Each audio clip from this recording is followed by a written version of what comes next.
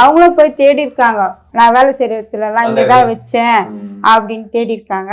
பார்த்துட்டு உடனே நாங்க போயிட்டோம். போன் பண்ணிட்டாங்க, நகை கிடைச்சிச்சு வாங்க ஸ்டேஷன்ல இருந்து.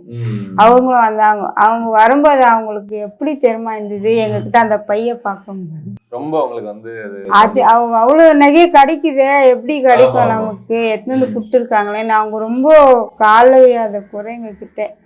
அப்புறம் எங்க வீட்டுக்கார்ட்ட சொன்னாங்க, உங்களாலதான் சார் என் வாழ்க்கையே இருக்கு, இல்லைன்னா என் லைஃபே போயிருக்கோம்.